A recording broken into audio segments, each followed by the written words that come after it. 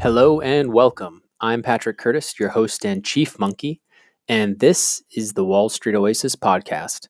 Join me as I talk to some of the community's most successful and inspirational members to gain valuable insight into different career paths and life in general. Let's get to it. In this episode, Daniel shares his long and winding path in finance careers.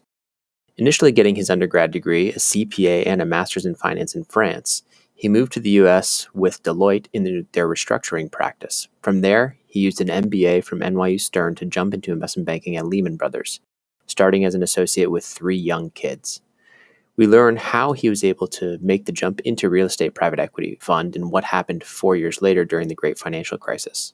Listen to hear some wise advice on how to survive many twists and turns. Enjoy. All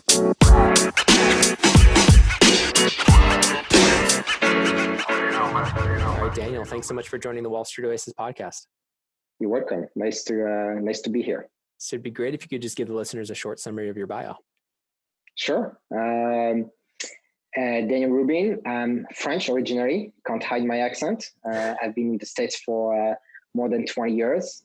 I have a background. I've worn many hats in my career, in my life, but I've been a consultant. I've been an investment banker, a private equity guy, and now I have my own investment firm. Great. So let's start all the way back when I assume you got your undergrad degree. Was it in France? In France, yeah. I got my undergrad in France and I have a CPA background. So I would be CPA? CPA, yeah. Okay, so when you were an undergrad, thinking of your long career ahead of you that you had yet to embark on, how much was it, I'm going to go into accounting because of what your parents were telling you? How much was it because you just loved accounting and loved finance? Or tell me how much of it was like... Yeah. So surprisingly, I loved accounting and I still love accounting. I think it's when you are in a line of business, if you don't understand accounting and journal entries, you can't read a balance sheet, a P&L, it's very difficult to make a deal work. So I still believe it's the basics that everyone should have. Now, when I started my career, it was a long time ago and not so long, but it was the 90s. And surprisingly, when I tell that to my kids, there was no really internet there and back then. And I didn't know anything, back in France, in Paris, I didn't know much about finance, investment banking, private equity. And to show you how much I didn't know about it was when I got a master's degree in France and one here. I got my MBA in the US. But when I got my master's degree, I got 2 summer internships, one in private equity and one in investment banking. And literally, not only I didn't know the difference between the two, but I wasn't that impressed. I happened I chose the private equity one, but more just because, I knew the bank and, it was BNP Paribas and sounded cool and the location was great and I went there. But when I was done with my... Tell me a little bit about why you were actually a manager at Deloitte for a while, right? Yeah. But tell me a little bit about what prompted you to go get the MBA in the US. Yeah. So once I was done with that internship, for me, it was all about going into accounting and audit. So I went to Deloitte in audit. And after a couple of years, I realized it was a mistake and I didn't like it. I mean, not a mistake. You learn a lot and it's really good. Was it good just basic. too rote? You were just doing the same thing? Yeah, for a few years, you just felt you like do the same thing over and over again. But again, same thing. You learn how to read financial statements. You learn how to spot mistakes, fraud, and this sort of thing. So, did you learn more from working or from the CPA designation? From working, always from working. Nothing beats experience. Yeah. Okay. But then after a couple of years, I wanted to do something different, and I went within Deloitte to do restructuring and turnaround, and either advising distressed companies or the creditors of distressed companies, and that was great. And when I did that for 3 years, and in between, this is when I wanted to move to the United States. I didn't want to stay in Europe. I wanted to build my career in the US. And so I moved with Deloitte. I moved to New York right here in 2000, 1 year before the the internet bubble, and I worked in restructuring, helping distressed companies. Now, after a couple of years, tell you the truth, it was kind of depressing. I mean, all my friends were working in startup and internet companies and thinking about growth and how, like you could become zillionaire. You were in restructuring from 99 to 2002. I was in restructuring Yes. from 2002 to 2004. You should have done it in reverse after the bubble burst. Yeah, exactly. A lot more business. And in 2001, 2002, even if like unfortunately we got some business after September 11 and there was like a spike already, but yeah, it was depressing going into companies and firing people and shutting down facilities. And it just, I wanted, so as I was doing deals and I was working, I realized that there was this world of investment banking and private equity. And when I was dealing with these guys, I was like, that's what I want to be. I should be on the other side of the table. I shouldn't be where I sit. So doing some research, I said, okay, you know what? I'm a French guy. I may have a good diploma in France and a good and a good pedigree, so to speak. But you had a master's in the US. Yeah, you had a master's. I had a bachelor and a master. Already. Masters in financial engineering. But I knew I was no one, if I didn't have some sort of like stamp of approval. So applied to business school, got into NYU Stern full time. So I left Deloitte, worked 2 years there, and my goal was to do. Did you have money saved up? How did you pay for that? Because I know Stern's not cheap, and you're living in the city. Very expensive. With a lot of debt. Did you take on some debt, or you just your family helped you? It's 4 semesters, 3 semesters, 2 semesters student debt, 1 semester my father, and 1 semester my wife paid for it. She was still working. So that's awesome. So that was split. Good. It was split up. Okay, so it was split up. Do you feel like it was worth it because you came out and you got that banking job? Yes. So definitely worth it, because my goal was, okay, I need to work in investment banking, and the only way to do it is to get my MBA. Now, when you start in business school, for your audience, the people who want to get into an MBA, it's 2-year program. But if you want to go into banking, the first 3 months are the most intense. Why? Because you start new life, classes, you have to go back to school and do your homework. But this is when recruiting happens, and you have so many. I mean, that was back in 2002, so I assume it's still the same thing. But so many cocktail parties and invitational and interviews, and it's for 3 months. It's nonstop. I mean, at the end of 3 months, I had a stack of business cards big like this, and it was, you meet a lot of people. Now, it was worth it, because when it came for interview, it's like who makes it to the closest and not. I was invited. Who makes it to the what or not? The close list. So you have a close list. A close list. Okay. Where each bank says, I'm going to.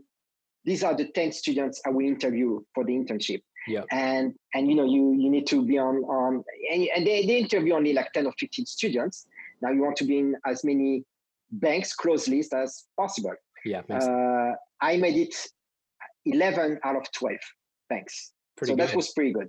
The only bank that I didn't get on the list was Goldman Sachs. Was there a disadvantage? Was there a disadvantage to coming from France, or do you think an advantage in terms of like accent, it's not, international exposure? Did you feel like it helped you stand out a little bit? Yeah, it helps you. It helps you because, how many Americans you have out there that went to Ivy League and they already did like a 2-year analysis into a bulge bracket or a small bank. Here, like you bring something different, right? I could say, listen, I have exposure to the European market. I have exposure, like I was a restructuring guy, so I had exposure to distressed companies. Or anything that makes a difference always help. Well, and plus the CPA background, plus the CPA background, and the restructuring, you could really lean on like, I understand complex capital structures. I'm not coming from a pre-MBA banking background, but I might as well be. Exactly. Right? Exactly. Yeah. Okay. And so it helps. So I ended up at Lehman Brothers. Tell me why you chose Lehman. Is it the only offer you got, or did you have several offers, and why did you choose? No, I got others, but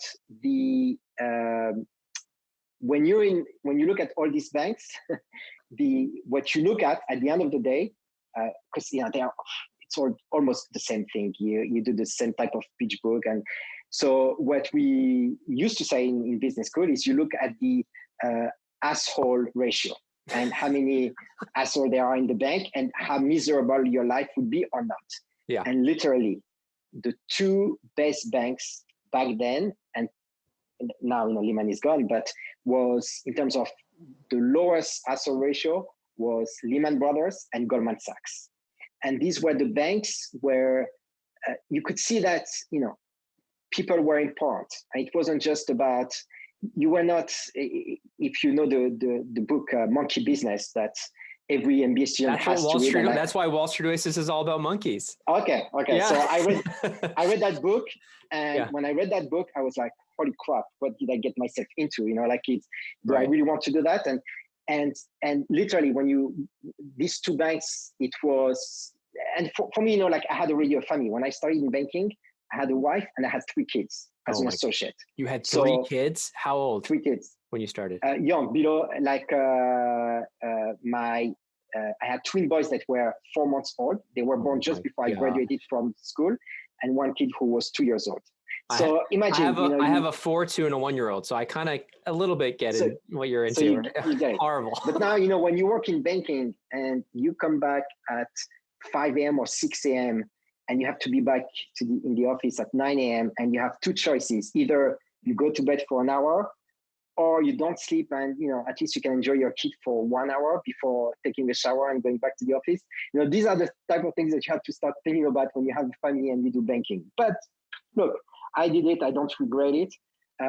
So you were talking about the asshole factor ratio was pretty good at Lehman and at Goldman. Yeah. Was this a scientific thing or just based on your cocktail chats? Like you personally thought that, or it was pretty well known around? And was this NYU? It was not only it was well known, but you could feel it. When you had a cocktail party with Lehman guys and women or Goldman Sachs, they were, normal people. You could have a good discussion. It wasn't just about, I'm going to show you, it's not about ego, right? And I could show you how smart I am and how hard I work. And it was, you could see that you could become friends with these more people. Human. And that's more human. And that's what you want to do. Because remember, when you go into banking, you have your 3 meals, breakfast, lunch, and dinner in the office. This becomes your second family. And you have to like the people it's important. So I don't want to talk negatively into. No. I mean, I get the idea, right? But you were most attracted to those banks because of the way you felt in terms of how they interacted with you, how human they seemed, how there was outside interests outside of banking. The egos seemed to be a little bit more under control. I get it. Exactly. But you still had 3 kids and you started there. Were you coming home at 5 a.m. and then kind of spending 1 hour with your kid and going back to the office? It happened a few times, quite more than a few times, but jeez, it's what it is. 2 years, and you did it for 2 years. I did it for 2 years. Most of the time I would come. I hope you got 2 bonuses. Did you get 2 bonuses? Yeah, that's what I got my 2 bonuses. That's why.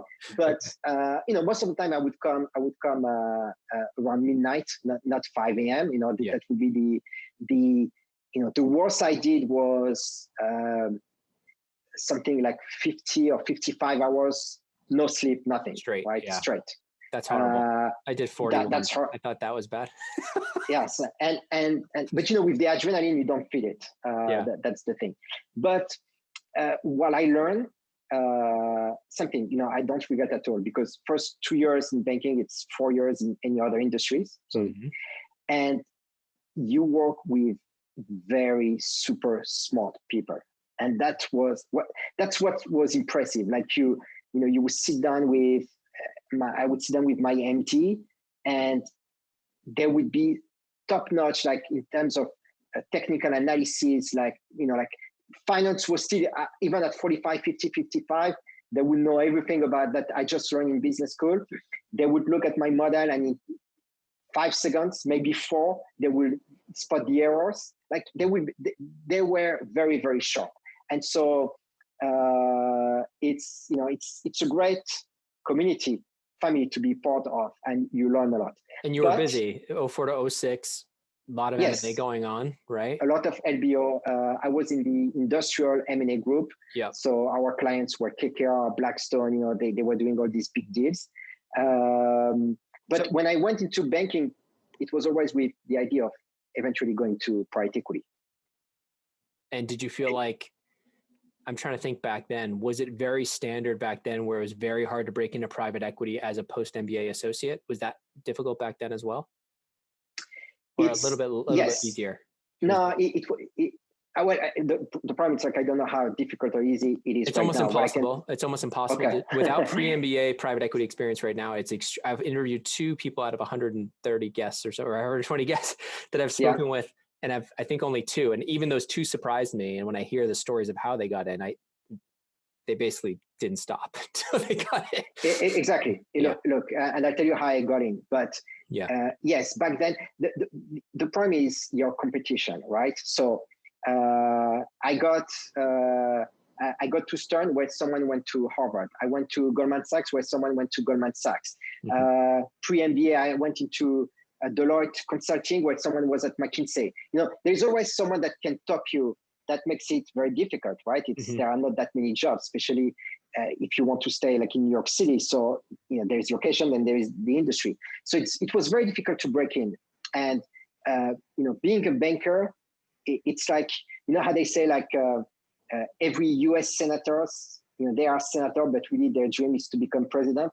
Well, every bankers, they wouldn't say it, but their dream is to go on the other side and be on the buy side and be in private equity. So you have this competition, people you have to fight with, so to speak.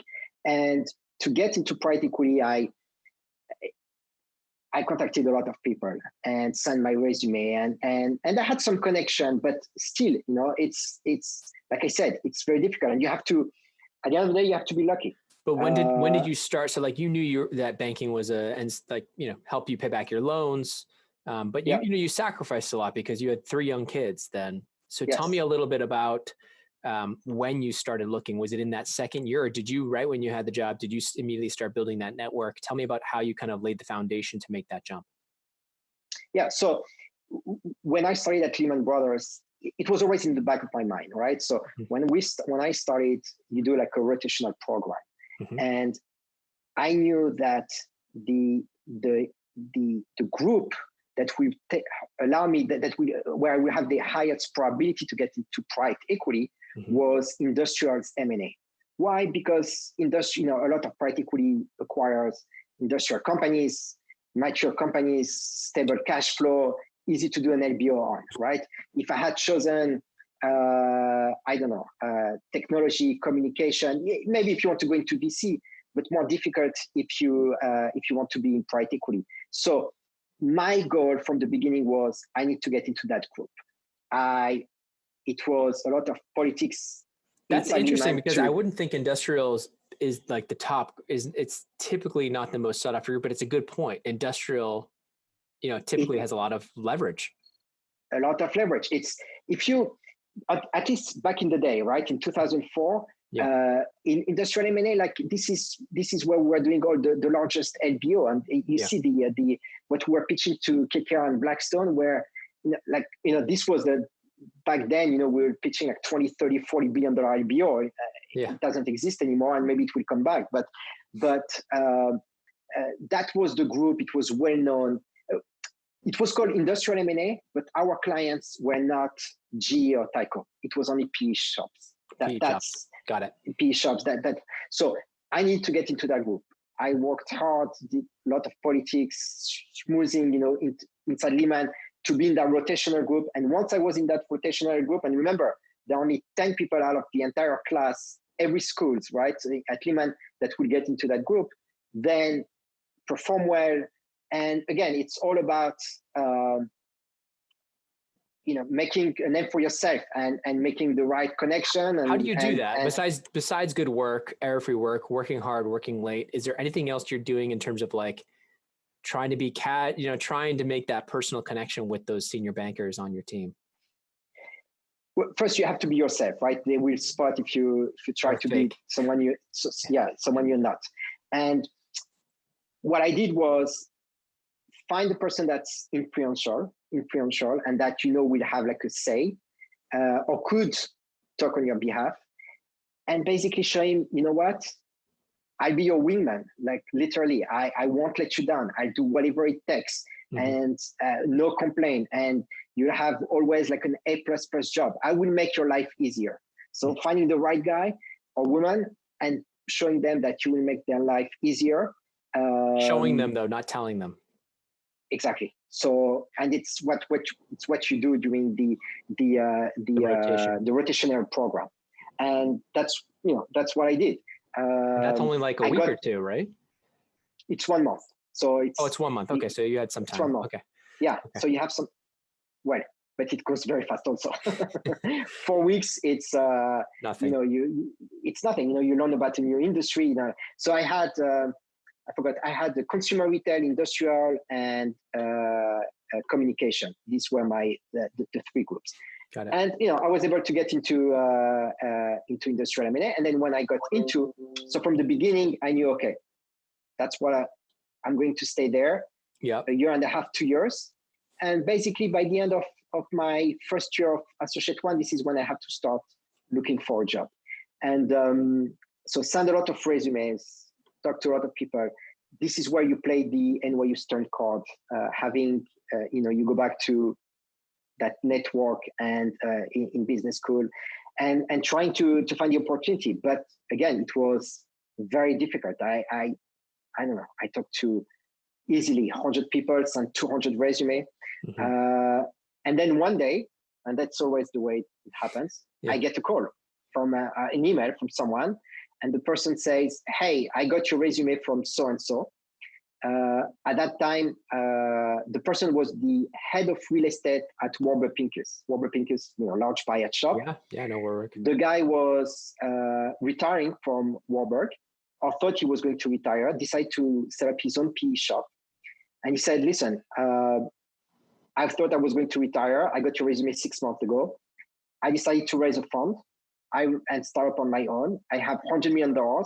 And I just need a guy to help me do this. It's just me and the secretary, and I need another guy. You're a CPA, you're MBA NYU, I'm MBA NYU, you went to Lehman Brothers. I know you can do the job, build models, whatever. So are you interested? And I told him, of course, but you have to know something. Like, I know nothing about real estate. I mean, besides the fact that I bought my own place, I own my apartment in Hoboken, New Jersey. Yeah. Like I didn't specialize in real estate. And he said, like, listen, don't worry. I teach you the industry, like on the ground, that's not an issue.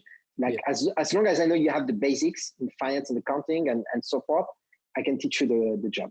And amazing. I jumped. Yeah. And I jumped on now my parents. Was there a pay cut with that jump? Because I know back in the back with Lehman, the base was probably like close to 100,000 or 120 even back then. I think my basis was 130 or 120. 130, yeah. The bonus was but the bonus can be a lot more. Yeah, it was at that time. It was probably like 200. Yeah. So yes, you take a pay cut to go into private equity, but I had negotiated, some points on the carry of the first fund. So if we do well, I'm actually going to do much better. Can you tell me how you did the calculation on that? I mean, it's $100 million fund, so you do the math, right? In terms of how you negotiated, was it based on that fund size and trying to figure out, okay, well, if it does decently well, it's going to make up in a little bit better than what I would be if I stayed in banking, or you knew you wanted to get out of banking anyways, so it's like you're willing to take it? I knew I wanted to be out of banking. Yeah. I know that in life, you plan for a job, but you never know what happens in life. So it's long term, it's important, but it's really the type of position and what you're going to learn. If the money comes, it was less important the money, right? It was, I'm breaking into private equity. That's a big deal, right? So that was important. In terms of negotiation, it was easy. There was no negotiation. He put a real term sheet in front of me, and I forgot. I think I had, I think I had 2% of the 20. That was so. It seemed like 2% of the 20% upside. Yeah, so 0.4. 10, really, but 10%. 10% of the upside. 10% of the carry. Yeah, 10% of the, no, 2 out of 20.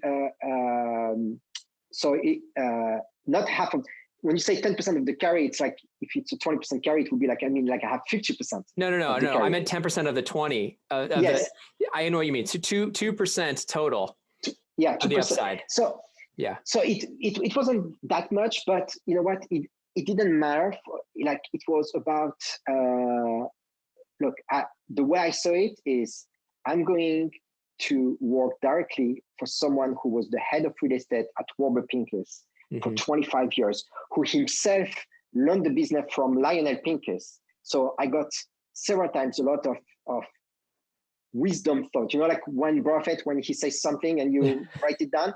So my boss would tell me a lot of stuff like this that Lionel Pincus taught him. And this is priceless, right? So for me, it was more important. And what I was going to say before, it's, when I left, my parents thought I was crazy. And they were like, I understand, you're working for Lehman Brothers. That's your dream, like a huge bank. And on Wall Street, we were like the kings, and you're going to work for a guy, like in a small office, and it's why. And I said, like, trust me, I know what I'm doing. Not because I thought that Lehman was going down, but because it was the beginning of something. So went into private equity real estate. And again, this is not what I necessarily wanted to do, but it was something. And here it was very interesting. And you understand why it's difficult to break into private equity, because when I started, I had to be completely retrained. And like one of the saying that my boss used to say, and he said, like, in investment, a banker, difference between an investment banker and the private equity professional is the banker finds any reason to do a deal, because he's based on commission. A private equity guy finds every reason not to do a deal. And if he can't find any, then he knows he has a good deal. So when I started to look at deals, and I was doing the underwriting, you could see I was thinking like as a banker, yeah, this is great because this and that, and and multiple expansion and revenue growth and whatever. And he would shut down a deal in 2 seconds. And yeah, you can shut down a deal in 2 seconds. So it's about learning not to do a deal, basically, and finding having discipline, what are the issues, and protecting the downside, basically, right? Where in banking you don't have downside. As soon as you do the deal, you get your commission and you move on. We are just salesmen. We are a broker when you're an investment banker. That's what we are. So how long did it take you to make that transition where you started looking more critically and he started getting kind of more, was there any conflict? Was there any, like the first year, was it really tough and he was upset with you, or was the relationship, did it stay strong throughout? Yeah, it stayed strong throughout because he knew, look, he was, he needed you. He knew what he was, he knew what he was getting into. He didn't hire someone from Warburg Pincus or another private equity shop. He hired a banker. I would say. Why do you think he did that? Why you? Why not hire pull a kid out from Warburg in his real estate group? I asked myself that question, and we should ask him the question. But I think it's, look, when you're at Warburg Pincus, like, do you want to take the risk to go into a small shop and start again when you made it? You're in a $10 billion shop. So I don't think he could get someone. Then maybe there is like a non-solicitation and non-compete. But that's difficult. Getting someone from another PE shop, then the problem is like the mold has been made, right? So at least he could shape me as an investor the way he wanted me to think. And I'm grateful because I like the way he thought and the way I learned to be an investor, and I wouldn't. And you were there for 4. You were there for 4 years. It was a good run. So yeah, tell me how that evolved. Why leave when you did, and all that, and what the next step was, and how you looked at that.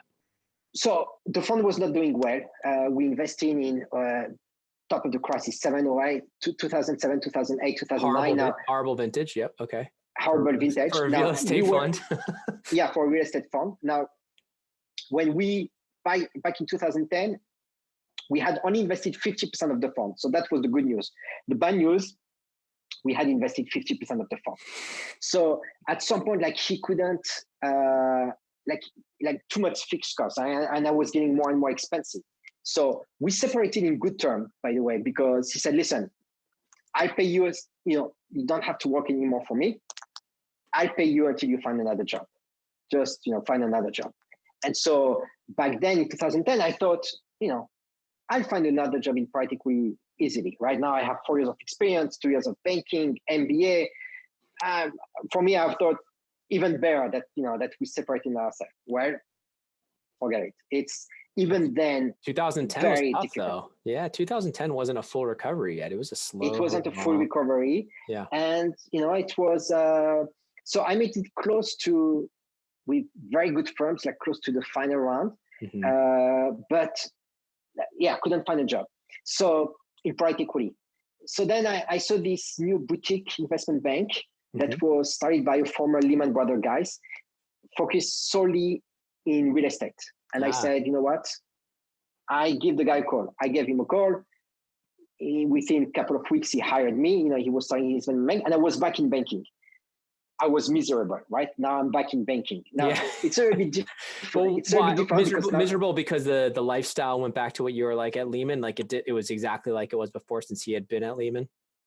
No, because now I was like a VP, senior VP. So it was, and it was a boutique shop, but because I learned to, and again, nothing against, I have a lot of friends in investment banking, but I learned to despise the investment banking and the investment banker, right? And the industry and the way they think and how it's all about trying to get their fees and all the BS that we put in a presentation just to, throwing hundreds of ideas and hoping that one will stick.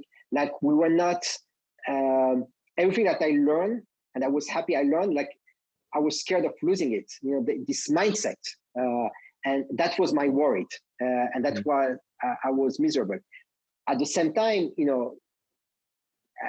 great guy, and he had a lot of connection, and I worked on very good deals and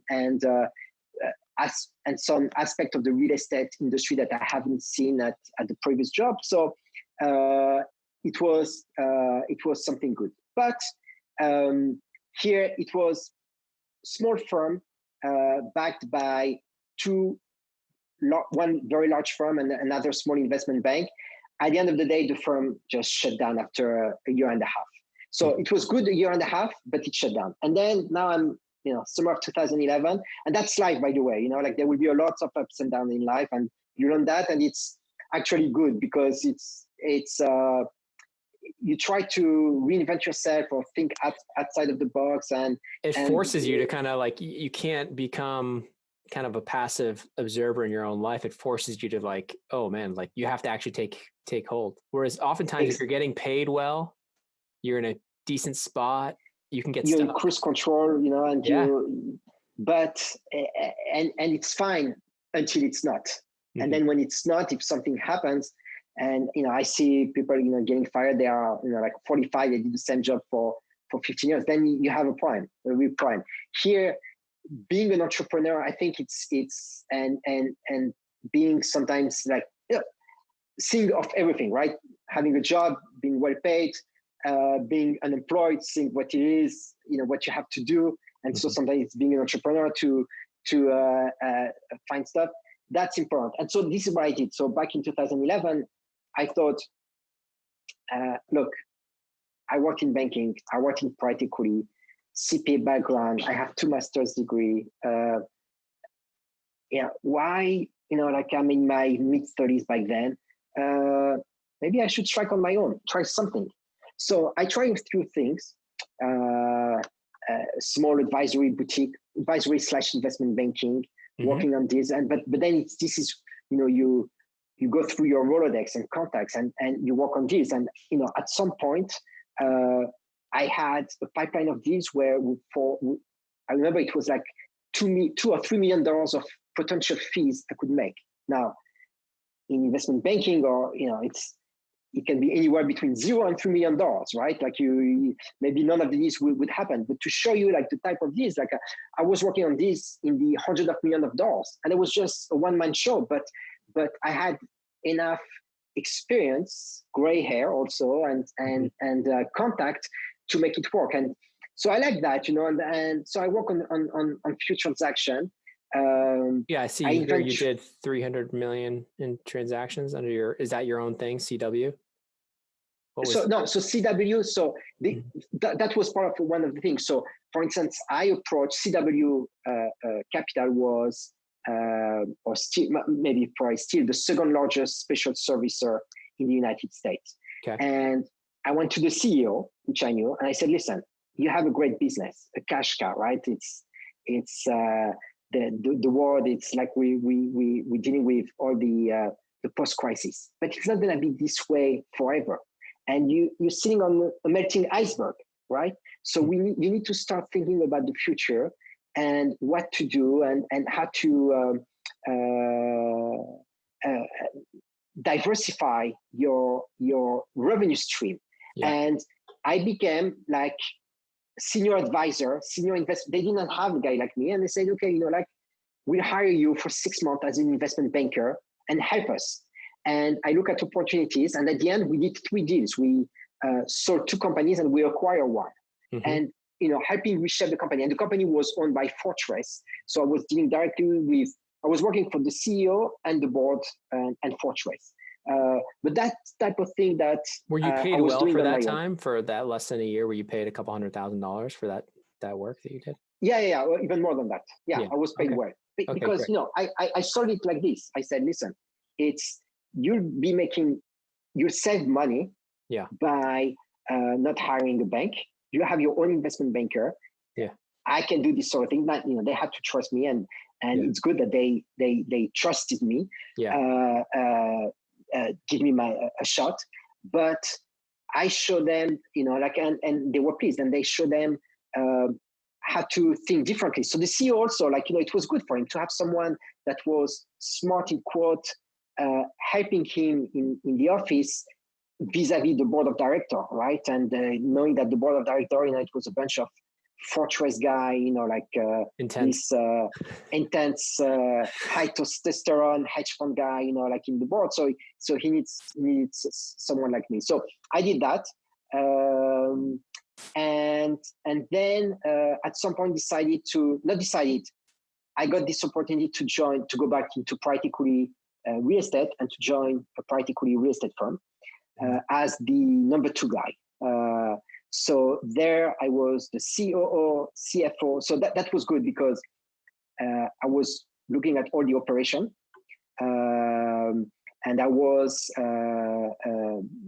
managing the company. So being like finance or HR or audit or IT. What was that? That was a private equity VC kind of fund or real estate? Yeah, private equity fund. Yeah.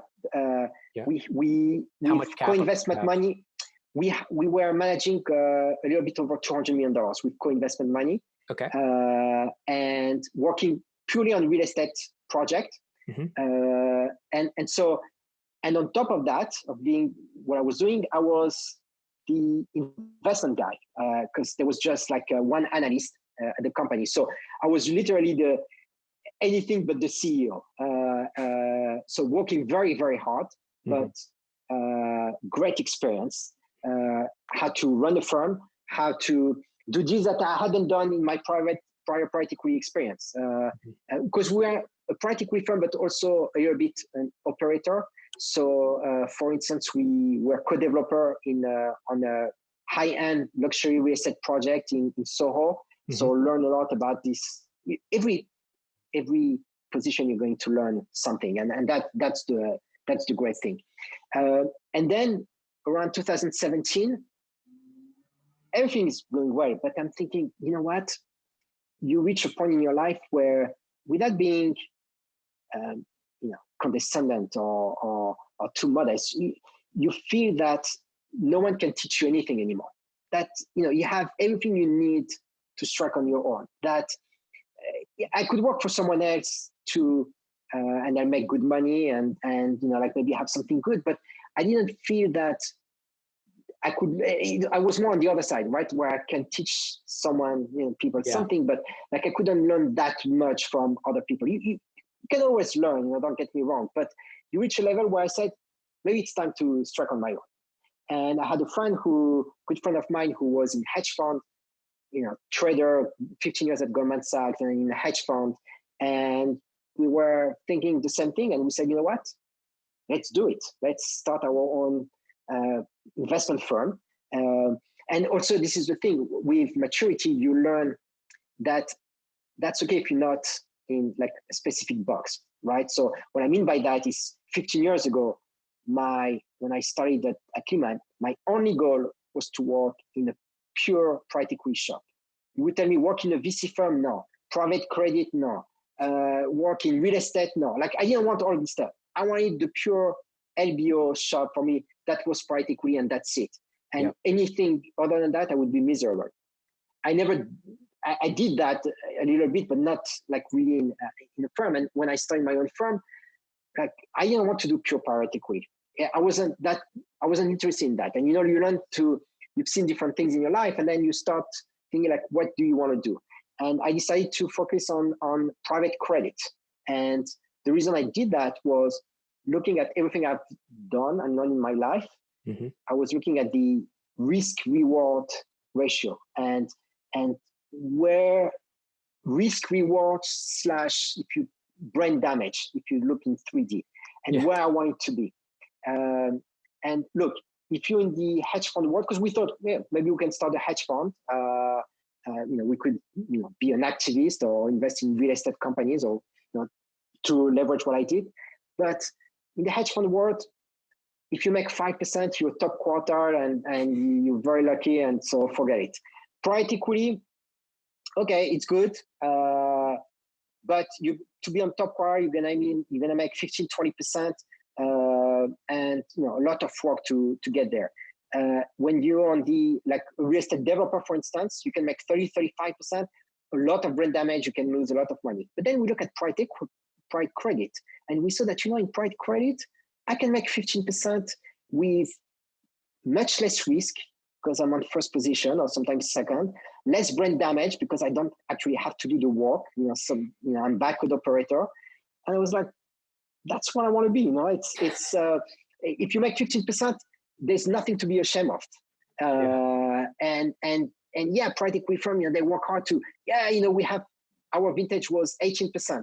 Okay, but look, the amount of work you had to do to get there. When I let someone else do the work for 15%. So this is how we decided to do private credit. Something that, again, I would never have thought even 5 years ago that I would do. So tell me about, like, when you say private credit specifically, how you even source those opportunities. Like, how do you even, I know you had a Rolodex at this point and you knew a lot of people in the real estate industry. So when people were looking for a check to fund specific developments, like, you just said, hey, we have this shop now, and hey, we have up to, whatever it is, $30 million, $50 million to put to work. Or how did you do it? Or like you served more as like capital introduction, where you knew enough people and you were co-investing alongside. How do you even think about setting up a shop like this? And so it's again, it's a lot of luck and fate sometimes. And to start, so we're two guys. We have Rolodex, we have pedigree. Again, my partner was 15 years at Goldman Sachs. Just saying that, it doesn't matter what he did, and he was an MD and a trader. But when people say 15 years at Goldman Sachs, it's like, oh wow, and again, it doesn't matter what you did, but it's Goldman Sachs. It's a lot of big cachet. But so we thought, if we start like we do something like in real estate, well, the truth of the matter is, it's great, but there are so many firms out there doing that. So how are we going to differentiate ourselves? So we said we need to find something unique that to start our business. And by chance, or sometimes it's our destiny, we came across an industry called MCA, Merchant Cash Advance. And look, I've advised a lot of small companies as a restructuring guy, turnaround consultant. I did private equity deal, and I wasn't in a PE shop, so I was investing in small businesses. I went to business school. I never heard about this industry. I look at the industry, and it's an industry where, to make it short, it's a very unique product. It's a small industry, $20 billion. It's billion, but it's small in Wall Street parlance. What we do, we buy future revenues. So you're a small business, you need $100,000. If you go to your bank, they will give you like a colonoscopy before they give you they give you $100,000, and you will have to give your kidney and maybe your firstborn as guarantee. So forget about that. Maybe you have some credit card you can max out, but at some point that's it. But there is this product where you say, you go to guys like us and you say, I'll sell you my future revenue. Now, this revenue may not occur, right? As far as I know, maybe the guy will go bankrupt tomorrow. But he's willing to sell me his future revenue. And if I believe in his business model and his business, I can buy it at a huge discount. And the reason I'm saying a huge discount is because I'm taking a risk. So when you think about factoring, which is selling existing receivable, this business is very easy because you just have to underwrite the credit risk of the customer. Here, there is no, I don't know what are the future receivable. You don't know. So when you advance money to a restaurant, to a dentist, a doctor, I don't know what would be his future, and he doesn't know. But I take the risk with him. For that risk, I have to be rewarded. And the average transaction, we advance money. We buy, again, it's very important. It's not a loan. We buy future revenues. It's a commercial transaction. Mm-hmm. And on average, we do gross return is 45% over 6 months. So if I give you $100,000, you have to give me back $145,000 over the next 6 months. If you do just simple math, it's like 90, 100,000, 100% a year. So huge return, right? Now, default rate is huge also. Yep. And all in, you can make 25, 30% a year after all the default rate and the cost. What about now with COVID and all? Were you guys exposed, or is the turns fast enough? No, so we obviously we're exposed, but the way we expose it's all the business we advance money, so they are closed. They are not in default. When they don't generate revenue, we can't take any money from them, right? We're buying 10% of their revenue. Right. But as soon as they reopen, we take revenue. So when I do a deal where I think that I will get paid over 6 months, now it will be 8 months or 9 months. So it's still and the merchants that do this, it's almost like a payday loan for a company. Exactly. And so it's like they need that cash. You give it to them with very little. Very little due diligence. We don't do like a SWOT analysis. I don't care about their business plan and these sort of things. Yeah. I advance them money for the next 6 months. Are they going to go bankrupt within the next 6 months? Or are they a fraud and they will run with my money? That's what I need to know. Right. And you have to do a lot of deals. You have to diversify, right? So since we started, we advanced money to more than 3,200 businesses. Wow. Right. So a lot. We do 5-6 deals a day. And we do small tickets, right? And we deploy like something like $65 million. Mm-hmm. But the reason I'm saying that is by finding this industry, we saw an industry that some family offices, high net worth individual institution, they don't know about.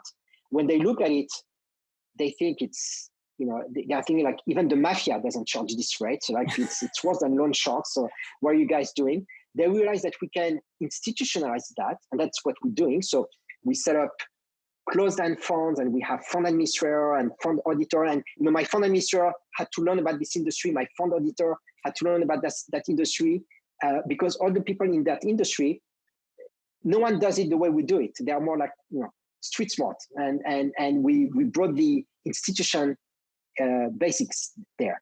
Mm-hmm. And by creating that, we name a name. We made a name for ourselves, and investors. So you start raising money, and investors, they like what you do. It's something different, high risk, high reward. But it's like I read that once in the Financial Times. They call it if you're getting paid that fast back, if the terms are such that you're able to lend. So let's say the company's doing $1 million in revenue a year on average the last 3 years, mm-hmm. and you're lending them $100,000. You're expecting 6 months to get paid back $145,000. Theoretically, they should be able to fund that. If the revenue, theoretically, if they're pulling for that cash, do you ever look at, do they need that cash because of a capital like expenditure? Yeah, it's always for working capital, right? So the put it this way, let's say you're a restaurant, like right now, you're going to reopen. Okay, COVID is over, you're reopening. Okay. You need money to reopen, right? You need to buy raw materials, you need to buy food, you need to hire maybe like a company to clean the facility and disinfect, you need to buy some wipes and stuff. So you have for $20,000, $30,000 of working capital. Now, where are you going to find that money? You don't have that money. You wiped out. You were closed for 2 months. You need that money, and you need it like yesterday. Mm-hmm. So this is where we say, okay, we're going to give you $30,000, and you're going to give us back $45,000 of revenue. And we think it will take you, based on what you did in the past, it will take you 6 months. Yes, it cost them $15,000, but the business, the way they look at it is their return on investment. It's pretty good. Yes, they pay $15K, but they know that they are back in business and they will repay it like very quickly because the revenue will come. So they need that money, and no one else can provide that money. So that's what we do, and that's like we really filling a gap in the credit market. Yeah. And investor like it, merchant like it. Well, and we liked it because we were different. PayPal does the same thing. They're always offering me loans. They're always trying to get me to take loans. Exactly. So PayPal is a big player. Square, Amex, they are big players because they're, cost of acquisition is zero. They already know you. They see the revenue trends. They're like, oh, this. Exactly. So for them, it's easy. So they will try to shove it in your throat and take this money, sometimes money that you don't need. Yeah. But it's so. But they're charging a lot. They're charging less from what I remember. I think it was like, from what I remember, yes. It's like you can decide to pay it back between, 30% of your revenue, 20% or 10% of your revenue, something like that, back to them. And, if you pay a more aggressive amount back to them, I think the rate comes out to be like 6-7% or something like that over the life. So yeah. And this big firm, look, for them, it's not about making money on the advance. They don't care. It's how much they're going to make. 5K, 10K, 20K. It's not even a running error on American Express or PayPal balance sheet. Yeah. It's about keeping you as a customer. So for them, it's more like retention. Marketing. They are making money, but it's retention. Just about that. Yeah. It's well, retention, no, I mean, exactly. maybe amount of the billions they have in kind of in their balances. I mean, theoretically, if they turn that from, whatever they're getting at the banks or their holding or their investments, their money market accounts of 1%, maybe getting that 6 or 7 can move the needle. Couldn't if they get half of it? If they get half of it deployed and it's billions of dollars, I don't know. It's a better use of capital when they know there's like very low default risk. So, yeah, that's for sure. And look, and they will know what's the default risk, right? They will know what to expect we do because they see exactly your bank statement and they know where you stand. So we did that, and when we started our firm, which is Yad Capital, the name of the firm, we said what we want to do is private credit, but we want to have different strategies. And cash advance is our first strategy, but then we will have different strategies with different risk return profile, and that's the idea. So then once after a year and a half, we said, okay, now let's go into real estate debt, because this is something I know very well, and it's so not easy, but I can source deals and underwrite deals and find money.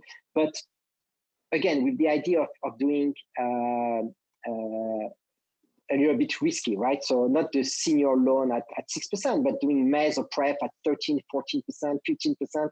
That's the type of loan we're doing. Mm-hmm. We're closing a loan in 2 weeks that would be at 15%. So it's preferred. It's a preferred equity. It's a mezz. It's like a mezz piece of debt. It's like a mezz. It's okay. On paper it's pref equity, but it's and it's non-cash pay PIK at 15%. No, it's 14% current and 1% accrued. The reason why we did it, it's investors. The 14% current is for the investor. The 1% accrued is for us. But the investor, in what they want is cash on cash. That's what people like. Cash on cash. This is what they like. And so that's our second strategy. And now I started to work on the third strategy. I just hired an intern from NYU Stern, MBA, to, this strategy, I had it in my mind for about a year. It has to mature in your head and perfect. And now I think I get it. So I told him, like, listen, I don't have the time. I just don't have the time. So I want him to, I'm guiding him and do all the research and putting together. The way I see it is like it's a summer internship. So I told him, like, there will be 2 phases. The first one it's to do a business plan for us, the managing partner of the firm, where I want you to pitch us the strategy, the idea, and I will try to destroy it. And I want you to pitch it to us to make sure that we have a good idea, and because it's something that will be, I don't want to talk too much about it right now, but it will be not revolutionary, but unique, like the cash advance business, something unique that it's not why not. And then once we have that, phase 2, it's to put together a pitch book for investors. So like this, once you're done with your summer internship, starting in September, I can go on the road and talk to investors.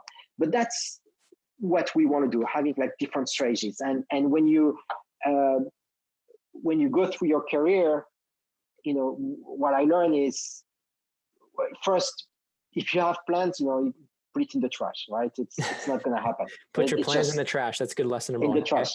It's lesson number 1. I have many lessons like this that I learned, but that's lesson number 1. It will never happen, and that's not bad. It's good. Yeah.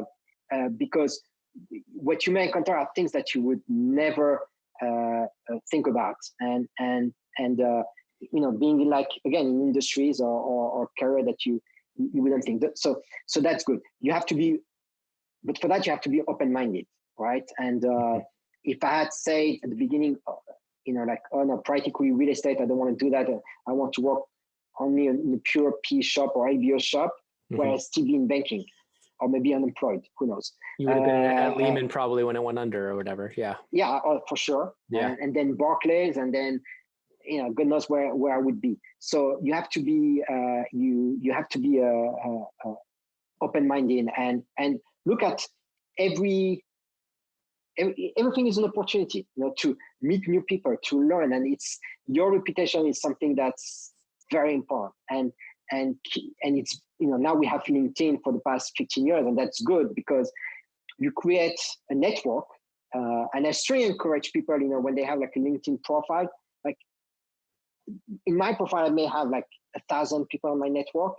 But these are 1,000 that I really choose. Like every people that invites me, without knowing me, I reject. It's like I want my network to be really meaningful, right? And that it means something. If I never talk to you or deal with you, like I don't want you to be in my network because it's BS. It's not a network. I feel honored. I'm in your network. I'm in your network, so I feel good.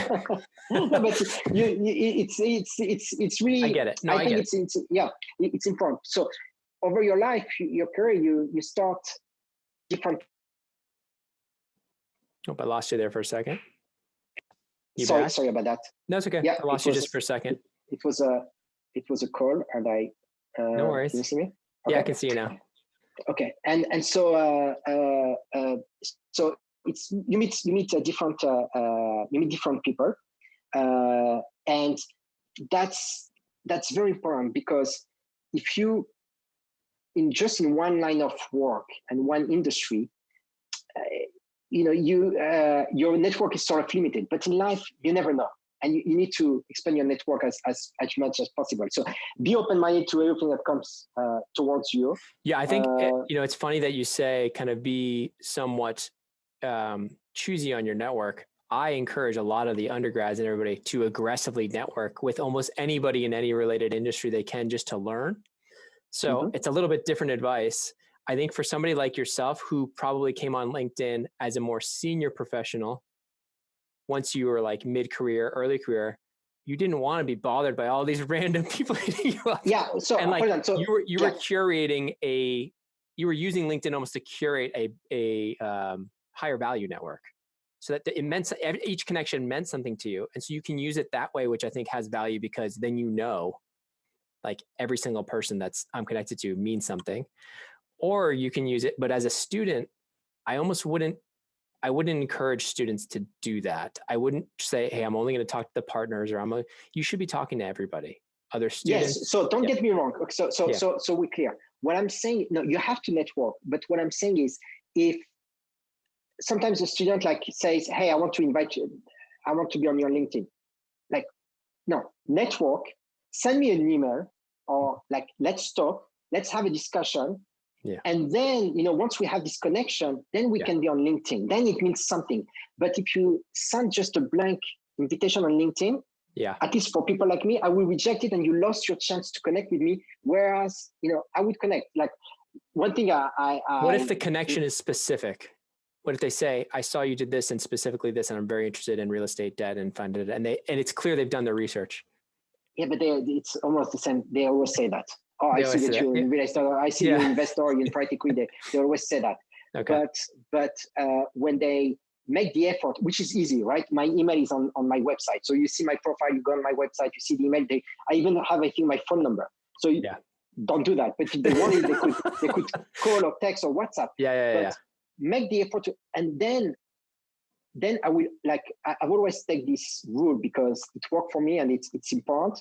When I was at Stern, one of the last person to talk to us was one of these billionaire, very successful and NYU Stern alone. And he said, listen, in your life, you're going to go and you're going to have career and you'll be successful with your diploma from MBA Stern, but don't forget who brought you to the dance floor. And don't forget that, it started with NYU Stern and help the community and help the school. So when I have an NYU Stern person that calls me or email me, I always make the time, always, right? And that's great. Always, we talk. I mean, it happened last Friday, 30-minute call with someone that we got introduced by someone, and she needed just career advice. She's an employee right now. She needs career advice. Like, I've never met the person. We had 30 minutes. Yeah, I gave her my blunt advice. But that's what it's about. So, and now we're connecting on LinkedIn. But that definitely young analysts, they should do. They should reach out. But do it the right way, not the spam LinkedIn. I don't believe in that. But do it the right way. You find someone that then send him a nice email, follow up if you want with the call. And find this connection, right? If it's just random, it's difficult. For me, if you put the connection that it's with former Lehman Brothers people or with former NYU Stern or for my French, undergrad, that will work. Because you have to, how they say, once you're up, I'm not going to say on the top because I'm far from the top, but once you're up, you have to send the elevator back down. So you have to always make the time for others. It's very important. For sure. And you never know. I agree. No? I agree 100%. Anything else you want to share with the listeners before we call it? I know I've kept you for almost, I think, over an hour now. Anything else? Wow, okay. Yeah. Anything, it was fun. Anything else you want to share with the listeners before we any other words of wisdom? I think you've had a lot of great advice. Yeah, look, it's if you want to work in private equity, first, banking, it's at the end of the day, it's a great industry. What I learned, it wasn't for me, but it's a great industry that you deal with a lot of smart people.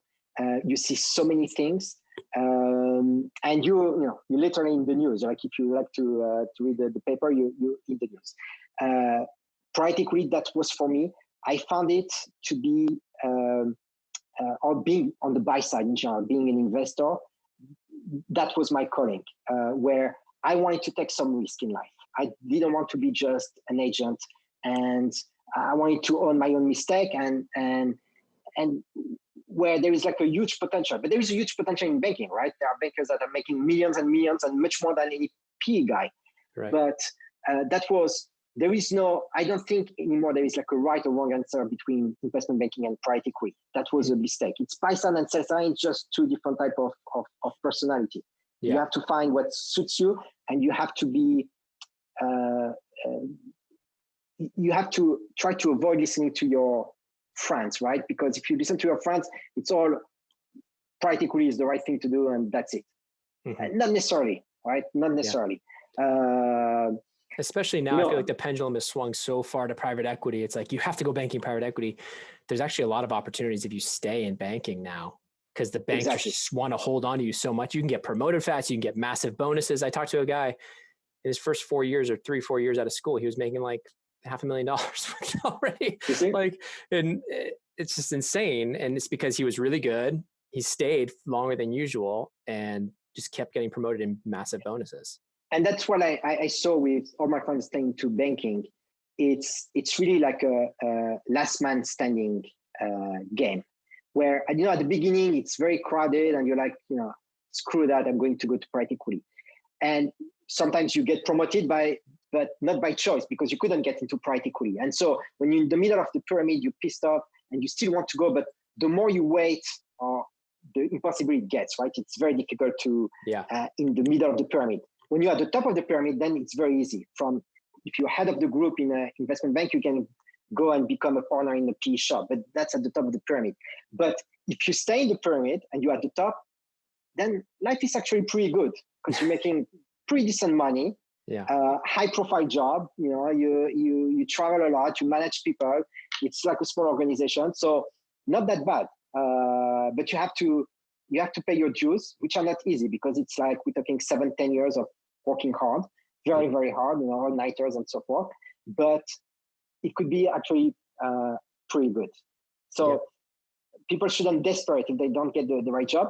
But if they want to get into private equity, they should leave no stones unturned. Literally, you don't know where it's going to come from.